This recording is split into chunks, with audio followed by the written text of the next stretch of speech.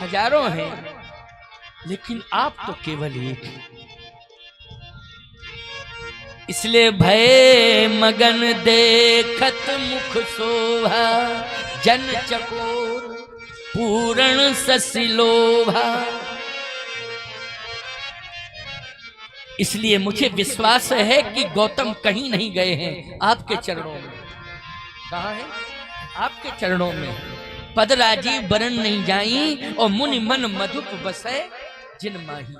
ये भाव हैं प्यारे, ये भगवान की प्रेरणा से ही निकलते हैं, वैसे नहीं निकलते, ये रटने पटने से नहीं निकलते। ये बात तो मैंने आज पहली बार, कई बार मैंने विश्वामित्र प्रसंग कहा, लेकिन ये भाव जो आज कह रहा हूं कि विश्वामित्र जी महाराज कह रहे हैं कि कहीं दूसरी जगह नहीं गए गौतम, आश्रम छोड़ के अगर गए हैं तो आपके चरणार बिंदों में उनको स्थान मिला है। मैं तो यही विश्वास मान रहा हूं। ये पहली बार मैं कोडर सरकार पर ये भाव अभी अभी लेटेस्ट कह रहा हूं तत्काल। मैं बिल्कुल झूठ नहीं बोलता हूं, याद रखना। झूठ बोलने से क्या करोगे? तुम मुझे पुरस्कार दे दोगे क्या? और तुम्हारे पुरस्कार से बैकुंठ मिल जाएगा मुझे? बोलो भाई, झूठ बोलने से नुकसान नहीं होगा, फायदा तो कुछ होगा नहीं। मैं व्यासपीठ पर बैठ के नहीं, अभी भाव आया। आपके चरणों में गौतम है, नहीं है कहीं इधर उधर। थोड़ा सा चरण आप रख देंगे तो निश्चित रूप से जब आप कृपा करेंगे तो गौतम ऋषि क्यों नहीं करेंगे? क्यों भाई? जगतपति मेहरबान तो पति भी मेहरबान। जगतपति जब मेहरबान तो पति मेहरबान होना ही पड़ेगा। बोलो होना पड़ेगा कि नहीं? इसलिए आप चरण रख दोगे तो आपके चरणों में ऋषि मुनि महात्मा, लेकिन गौतम ऋषि भी आपके चरणों में। और आप जब गौतम ऋषि देखेंगे, गौतम ऋषि कि परमात्मा ने चरण रख दिया है, चरण रखने का मतलब है स्वीकार कर लिया, तो वो भी स्वीकार करेंगे कि नहीं अब मुझे भी स्वीकार करना चाहिए। दूसरा भाव विश्वामित्र जी ने कहा एक और है। क्या है जरा बताओ? भगवान राम ने कहा गुरुदेव बताइए। विश्वामित्र जी ने कहा राम, जिस जीव के ऊपर आपका चरण पड़ जाता है उसका आचरण अपने आप पवित्र हो जाता है। क्यों? भगवान का चरण पड़ गया तो आचरण अपने आप पवित्र हो जाएगा कि नहीं हो जाएगा? हो जाएगा कि नहीं? इसलिए जब भी मंदिर में जाते हो तो माथा कहां रखते हो? भगवान के चरणों में। बताओ अच्छा, कहां रखते हो माथा? छाती पर कर देते? क्यों भाई? या माथे पे माथा रखते हो क्या? कहां रखते हो? क्यों? मेरा आचरण आपके चरण से ही पवित्र होगा और कोई उपाय नहीं है। अच्छा एक बात बताओ, चरणोदक लेते हो तो चरणोदक बड़े से बड़े लड्डू पेड़ा दे पुजारी तो कहते रखो रखो पुजारी जी, चरणोदक दे दो बस थोड़ा सा हो जाएगा। क्यों भाई? महत्व किसका है? लड्डू पेड़ा का नहीं है, महत्व है चरणोदक का। और चरणोदक नहीं मिलेगा तो लड्डू पेड़ा देते रहो, साधक प्रसन्न नहीं हो सकता है बिना चरणोदक के। क्यों भाई? हो क्या? चरणोदक जरूरी है। इसलिए मंदिर में जाओ, बहुत से तो दर्शनार्थी जाते लड्डू पेड़ा ही पर लड़ाई करो, झगड़ा है कहते नहीं लड्डू पेड़ा पे। हम आए, एक पेड़ा नहीं दिया, दुश्मनी है क्या हमसे? गांव में नहीं रह पाओगे, पूजा नहीं कर पाओगे, हमारी बदौलत कर। एक ही पेड़ा पे तुमने पुजारी को तहस नहस कर दिया। अरे राम राम, बुद्धि खराब है तुम्हारी कि नहीं? बोलो, वो पेड़ा तुम्हारा कितना क्रोध बढ़ा रहा है। खबरदार, ये खाने पीने वाली वस्तु पर ज्यादा विवाद मत किया करो, और घर में भी मत किया करो। घर में भी खाने पीने पे भी ज्यादा विवाद करते हो। हम जानते हैं घर घर की लड़ाई खाने पीने पे ज्यादा हो रही है, आज हो रही है। पति भी नाराज है, स्वादिष्ट दाल नहीं बनाई, सब्जी टेस्टी नहीं है, और बच्चा भी इसलिए नाराज है, मम्मी तुमने अच्छी सब्जी नहीं बनाई, टेस्टी नहीं बनाई, स्वाद नहीं है। तो मम्मियों कह देती बेटा बहू आ जाए, बहू के हाथ को खाइयो भाई मैं स्वाद मान। मम्मी भी कह देती है। क्यों भाई? मम्मी नाराज होगी तो बेचारी कह देगी, इतना ही कह देती है, इससे ज्यादा कुछ नहीं कहती। जाओ बहू आ जाए तब भाई के हाथ को खाइयो स्वाद मिलेगा। मम्मी भी माँ के हाथ जैसा स्वाद याद रखना किसी भी व्यंजन में नहीं है। माँ का हाथ लग जाए जिस व्यंजन में, स्वाद बढ़ जाता है। याद रखना, भोजन तो माँ के हाथ का ही होता है प्यारी, माँ के हाथ का। पत्नियां बैठी होंगी कह रही महाराज वाह, तो हम लोग उनकी कोई कीमत ही नहीं है। अरे तुम भी तो आगे इस कुल खानदान की माँ हो। बोलो वंश वृद्धि होगी तो माँ बनोगी कि नहीं, कि जिंदगी भर बहू ही बनी रहोगी? तुम्हें भी माँ का दर्जा मिलने वाला है। लाइट चली गई लेकिन माइक नहीं गया। वाह, ये भी देखो चमत्कार की कथा चल रही, चमत्कार इसमें भी आ गया, क्योंकि आकर्षण चमत्कार की कथा चल रही ना। पत्थर पर चरण रखा और वो जड़ से क्या बन गया? चैतन्य। इसको चमत्कार कहते हैं, तो चमत्कार इसमें भी आ गया। आइए सुनते रहिए। चरण परमात्मा का जहां भी पड़ जाए उसका आचरण हो जाता है श्रेष्ठ पवित्र, और चरणों तक मिल जाए तो याद रखना संपूर्ण विकार दूर हो जाते हैं, व्यक्ति का उत्कृष्ट चरित्र हो जाता है। इसलिए हे राम भद्रजू थोड़ा सा चरण रख दीजिए। आप कह रहे तो मैं रख रहा। भगवान ने चरण रख दिया। जैसे चरण रखा तो न हिली न डुली न बोली, ज्यों की त्यों पड़ी रही। भगवान ने कहा हमने तो रख दिया चरण। अब लक्ष्मण जी बोले हम पहले ही जानत थे कि होना होता कुछ, तो आप दर्शन दे रहे हैं, बोल रहे हैं, इतनी देर से खड़े हैं, कुछ ना कुछ परिवर्तन होता। लेकिन परिवर्तन नहीं होना था, इसलिए चरण भी रख दिया, फिर भी नहीं हुआ परिवर्तन। होना ही नहीं है, होना ही नहीं है परिवर्तन। एक बात बता दूं भैया, बहुत ही बड़ा कोई अपराध बन गया, आपका भी पावर फेल हो गया। विश्वामित्र जी बोले नहीं, पावर तो उतना ही है, फिर पावर सप्लाई नहीं हो रहा है, कहीं फॉल्ट है। क्यों भाई, पावर तो उतना ही है। लक्ष्मण तुम नहीं जानते हो, मैं जानता हूं। प्रभु ब्रह्मण्य देव मैं जाना, मैं जानता हूं, तुम क्या जानते हो? प्रभु ब्रह्मण्य देव में जाना, मैं जान रहा हूं। पावर उतना ही है लेकिन सप्लाई नहीं हो रहा है।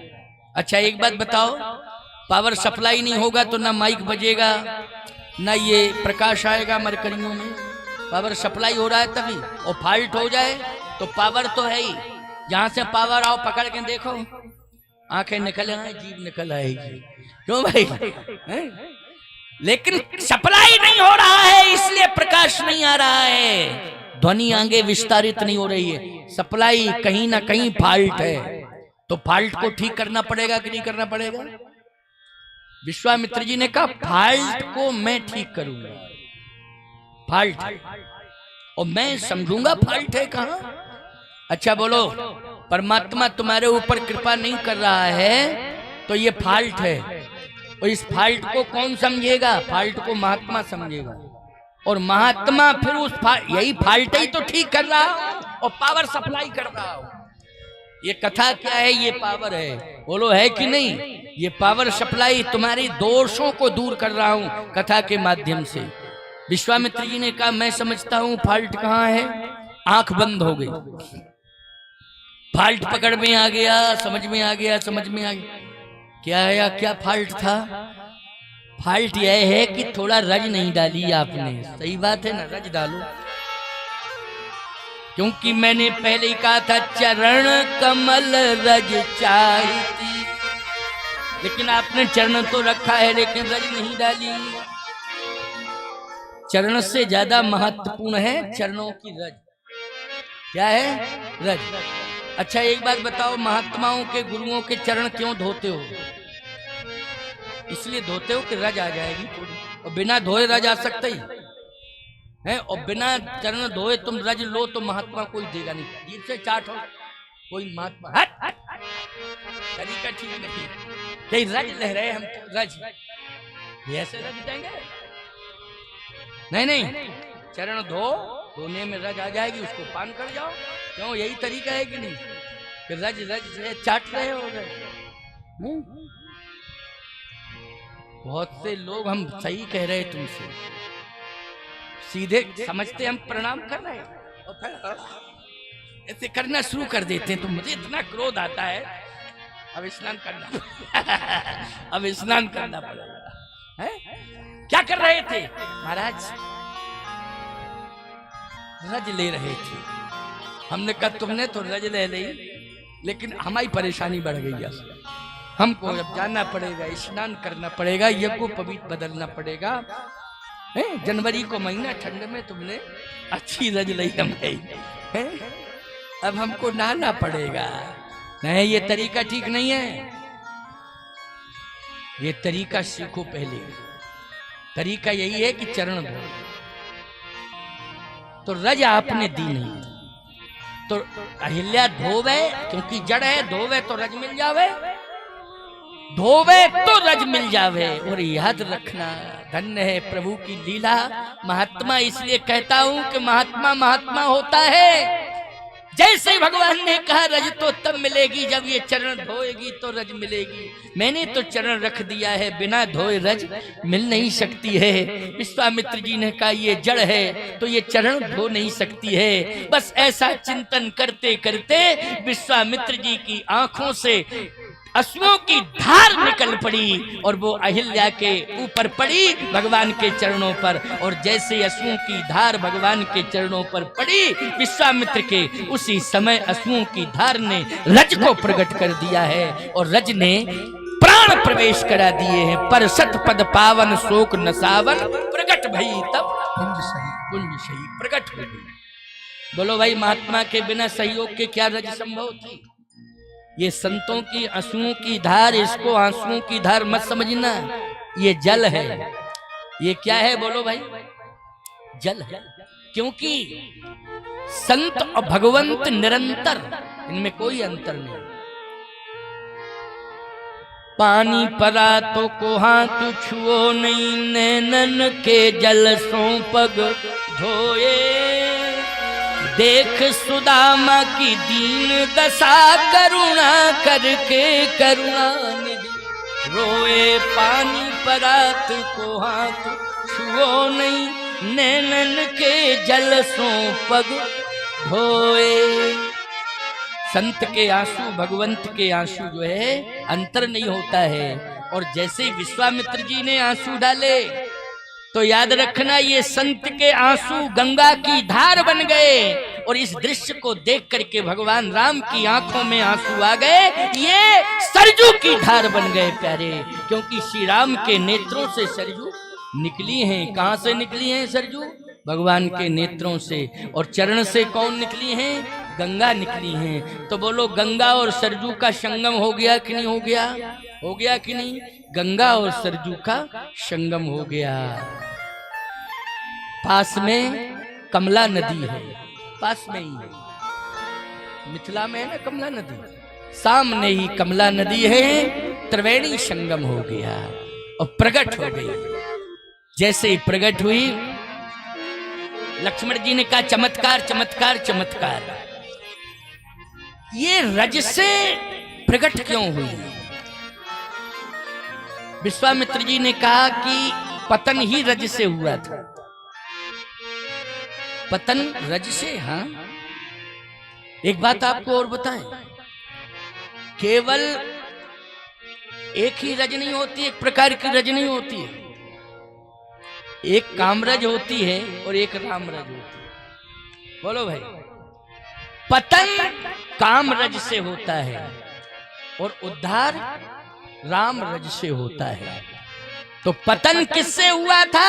अहिल्या का कामरज से, और उद्धार हुआ है रामरज से हुआ है। इसलिए रामरज मानी भगवान के चरण का चरण रोज दर्शन करने जाओ और रोज पान करो। समझ रहे हो कि नहीं? क्यों? यदि तुम काम से दूर रहना चाहते हो, काम के दोषों से दूर रहना चाहते हो, तो ये काम तुम्हें प्यारे जानते हो क्या करा रहे हैं? विडंबना की ओर ले जा रहे हैं। और यदि राम तुम्हारे जीवन में आ गए तो सारी विडंबनाएं तुम्हारी दूर हो जाएंगी। बोलो हो जाएंगी कि नहीं हो जाएंगी? और याद रखना, राम जी की कृपा मिल गई तो समझ लेना कि हनुमान जी अपने आप कृपा करेंगे। फिर बोलो करेंगे कि नहीं? क्योंकि जो राम का दास बन गया है, हनुमान जी कहते वो मेरा खास बन गया है। क्या बन गया है? मेरा वो खास बन गया है। जो राम का दास है वही मेरा खास है। इसलिए राम का दास बनने के लिए आपको राम कथा सुननी पड़ेगी, तभी राम के दास बनोगे, तभी हनुमान जी के खास बनोगे। एक भाव और कह दूं अंतिम, इसके बाद वाणी को विश्राम करूंगा, क्योंकि 6:15 देख लीजिए, पूरा 2 घंटे हो गया बोलते बोलते मुझे, पूरा 2 घंटा। अगर तुम 4:15 से ही मान रहे हो कथा तो 6:15 मानी कितने हो गए? बोलो हो गए कंप्लीट 2 घंटे। अच्छा 2 घंटे में कथा ही कथा हुई है कि गान बजान तान हुआ है? जरा बता दूं। कथा ही कथा, गान बजान तान कितने गीत गाए हमने बताओ जरा? 1 बार 2 बार तो गा के चौपाई सुना, वो भी चौपाई। इसलिए कथा कहता हूं तो कहता ही रहे। 2 घंटे की कथा 4 घंटे के बराबर है। बोलो है कि नहीं? 4 घंटे के बराबर है 2 घंटे की कथा। इसलिए कंफर्म 2 पादुका पूजन के अलावा 2 घंटे हो गया है, 4:15 से 6:15। अब पता नहीं चल रहा है तो मैं क्या करूं इसके लिए? मैं क्या करूं इसके? अब सुनिए एक भाव और सुन लो बस। प्रकट हो गई। देखत रघुनायक जन सुखदायक, सन्मुख होए कर जोर रही। हाथ जोड़ के खड़ी हो गई। अति प्रेम अधीरा पुलक शरीरा, मुख नहीं आवे बचन कही। कुछ नहीं बोल पा रही है। क्यों नहीं बोल पा रही? मेरे पास कोई शब्द ही नहीं है कि जिनमें आपकी विशेषताओं का वर्णन कर सकूं। मेरे पास कोई शब्द नहीं। आपने अकारण करुणा वर्णालय है, मेरे ऊपर आपने कृपा की है। भगवान ने कहा और सब ठीक है, पहले ये बताओ चाहती क्या हो? ये बात सुन लो, बिल्कुल ध्यान से सुनना। हाँ, और आरती 15 मिनट नहीं होंगे, 10 ही मिनट होंगे आरती में। आरती के बाद फिर भंडारे में चलना, समझ लेना। अभी प्रवचन मैंने 10 मिनट और कहूंगा, 8 मिनट। इसके बाद आरती 8 ही मिनट की आरती मिलेंगी। 15 मिनट बाद भंडारा मिलेगा। और यदि तुम भंडारा अभी से तो अभी पत्तल ही नहीं गिरेगी, चले जाओ। मैं कह रहा हूं बैठ जाओ वहां खेत में, मट्टी के ढेला उठा उठा के खाओ। क्यों मिलेगा जब तक तुम क्योंकि अभी हनुमान जी, ये आरती हनुमान जी स्वयं सम्मिलित होंगे आरती में। कोडर सरकार तुम नहीं देख पा रहे हो तो गलती तो तुम्हारी है। ये कोडर सरकार स्वयं आरती में सम्मिलित होंगे। भंडारा मिलेगा, आराम से पाना। फिर भगवान ने कहा एक बात बताओ चाहती क्या हो? अहिल्या ने क्या कहा सुन लो माता। अहिल्या ने कहा कि प्रभु वैसे कुछ नहीं चाहिए, लेकिन आप कह ही रहे हो तो मैं बताऊं, जो मांगू सो दोगे आप। जहां पर मेरा पति हो बस मुझे वहीं पहुंचा दो। देखो, जहां पर मेरा पति हो आप कृपा करके वहीं मुझे पहुंचा दो। अब विश्वामित्र जी तो बोले गौतम ऋषि तो आपके चरणों में है, लेकिन साकार स्वरूप देखना चाहते हैं। कौन सा स्वरूप देखना चाहती है? साकार स्वरूप देखना चाहती है अपने पति का। तो भगवान में सामर्थ्य है ये। बोलो, जब निर्गुण से वो सगुण बन सकता है तो महात्मा को नहीं बना सकता है सगुण? बोलो भाई, है? जब स्वयं बन सकता है ब्रह्म निर्गुण से, निर्गुण ब्रह्म सगुण बपु धारी, जब वो बन सकता है सगुण तो महात्माओं को, अरे उसके लिए तो ये बहुत छोटी सी बात है। जहां पर मेरा पति हो बस मुझे वहीं भेज दो। उसी समय नारायण नारायण कहकर के नारद जी प्रकट हो गए। नारद जी ने कहा, अरे अहिल्या तुम पति के पास जाना चाहते हो? पति तुम्हारा क्रोधी है, श्राप दे दिया था तुमको, तुम पत्थर की हो गई थी। परमात्मा कृपालु है, आकर के दया कर दिया, लेकिन पति तो तुम्हारा क्रोधी है। ऐसे क्रोधी पति के पास क्यों जाना चाहती हो? फिर पता नहीं श्राप दे देगा, क्या क्या नहीं कर देगा, इसलिए मत जाओ। अहिल्या ने कहा, नारद जी आपको मैं प्रणाम कर रही हूं, आप का सम्मान कर रही हूं, लेकिन इस प्रकार की बात मत कहना, मेरे पति को क्रोधी कह रहे हो। कौन कहता है कि मेरे पति ने मुझे श्राप दिया है? कहा तभी तो तुम पत्थर की बन गई हो। अहिल्या ने कहा, कौन कहता है मैं पत्थर की हूं, मैं तो बोल रही हूं, सामने खड़ी हूं। कहा ये तो परमात्मा की कृपा है। लेकिन नारद जी आपको ये पता नहीं है कि परमात्मा की कृपा कब हुई? जब मेरे पति ने मुझे श्राप दिया तो वो श्राप वरदान बन गया। धन्य है मेरा पति, किसने परमात्मा से जोड़ दिया है। इसलिए ऐसे पति के बारे में अगर खिलाफ बयान दोगे नारद जी, मैं सुन नहीं सकती हूँ। नारायण नारायण नारद जी साइड में हो गए। समझ रहे हो कि नहीं? भगवान ने कहा देखो इसको कहते हैं पातिव्रत धर्म। बोलो गलती को स्वीकार कर लिया कि नहीं कर लिया? और इस बात का संकल्प लिया कि अब मैं दोबारा गलती दोहराऊंगी नहीं। भगवान ने कहा चिंता मत करो, गई पतिलोक आनंद भरी। अब जैसे जाने लगी तो 1-2 मिनट का भाव और है, बड़ा सुंदर।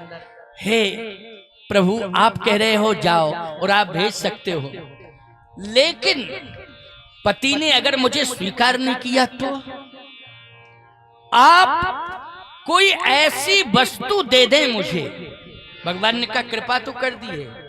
कहे नहीं, प्रत्यक्ष रूप से जिसका साकार स्वरूप हो आप दे दीजिए, जिससे वो मुझे स्वीकार कर ले, यानी पावर। भगवान ने कहा कि पति अगर स्वीकार करता है तो उसका प्रमाण यही है कि वो सबसे पहले मांग में सिंदूर भरता है, क्यों भाई? तभी स्वीकार करता है। यही परंपरा है ना, सिंदूर। और ये पुनर्जन्म हुआ है, दोबारा दूसरा जन्म हुआ। बोलो हुआ कि नहीं हुआ अहिल्या का? क्योंकि वो तो निष्प्राण हो गई थी, लेकिन प्राण अगर मिले हैं तो वरण करना पड़ेगा कि नहीं? और वरण करना पड़ेगा तो उसमें सिंदूर की परंपरा है कि नहीं?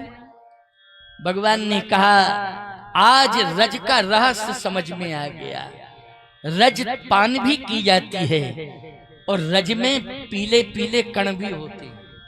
कैसे कण होते हैं? पीले पीले कण होते हैं, याद रखना। रज में ये कैसा भी धूल हो, लेकिन पैरों से जब लग जाता है तो उसमें हल्की हल्की लालिमा सी आ जाती है। पता नहीं नैसर्गिकता है, ये क्या हो जाता है ये मैं नहीं कह सकता हूँ, लेकिन उसमें हल्की सी लालिमा आ जाती है कहीं ना कहीं। और आप जब चरण धोएंगे और जल पिएंगे तो वो कण, रज कण रह जाते हैं कि नहीं रह जाते हैं? बोलो रह जाते हैं नहीं? नीचे अनुभव कर लेना, कभी ना कभी रह जाते हैं, वो तो नियम ही। भगवान ने कहा कि ये है रज, जाओ अहिल्या तुम रज लेकर के ही जाओ, अपने साथ जाओ। क्या लेके जाओ? रज लेके जाओ। अहिल्या ने कहा ठीक। अहिल्या रज लेकर के गई गौतम ऋषि के पास। जैसे पहुंची, और पहुंचाया किसने? मार्ग प्रशस्त किसने किया? रज ने किया। रज ही मार्ग प्रशस्त करती जा रही है और भगवान के पास ले जा रही है। इधर से आओ, इधर आओ, इधर आओ, इधर आओ, इधर आओ। तुम्हें भी भगवान के पास कौन ले जाएगी? बोलो भगवान की रज। रज मानी चरणोदक लेते रहना, गुरुदेव की रज, भगवान की रज, ये लेते रहना। इसलिए उनको हल्के में मत लेना। यही रज क्या करेगी? तुमको भगवान तक ले जाएगी। अहिल्या जी को भगवान की रज कहाँ ले गई? जहां पर पति था गौतम, वहां खड़ा कर दिया। और जैसे ही गौतम ने देखा तो आंखें लाल, आंखें लाल, एकदम क्रोध में भर के बोले किसने भेजा है तुमको यहां? हाथ में रज ली थी। भगवान का दर्शन हो गया गौतम। किसका दर्शन हो गया? भगवान का। और वो भगवान का दर्शन जैसे ही रज में हुआ, गौतम का क्रोध करुणा में बदल गया, आंसू निकलने लगे। वाह प्रभु, इतनी बड़ी कृपा आपने कर दी, प्रत्यक्ष कृपा दिखाई दी। अहिल्या कहती है मुझे स्वीकार कर लो। गौतम ने रोते हुए कहा, जिसको भगवान ने स्वीकार कर लिया है उसको कौन स्वीकार नहीं करेगा। जिसको भगवान स्वीकार कर लेता है उसको क्या कोई दुत्कार सकता है? बोलो भाई, नहीं। अहिल्या कहती है मुझे स्वीकार कर लो। बस गौतम ऋषि ने उसी रज को लिया चुटकी में और अहिल्या की मांग में भर दिया, कहा मैं तुम्हें स्वीकार करता हूँ। देखा आपने, यहाँ पर भगवान की कृपा ने अहिल्या और गौतम का मिलन करा दिया। इसको कहते हैं कृपा। समझ में आई बात कि नहीं? अब बज गए 6:30, 2:15 घंटे से ऊपर कथा हो गई। अब कीर्तन कर लो, शेष चर्चा कल करेंगे, ठीक है? शेष चर्चा कल होगी, इसलिए आते रहना, कथा सुनते रहना। 2 बार कीर्तन करो भगवान का, इसके बाद आरती, फिर भंडारा प्रसाद पाना। श्री राम जय राम।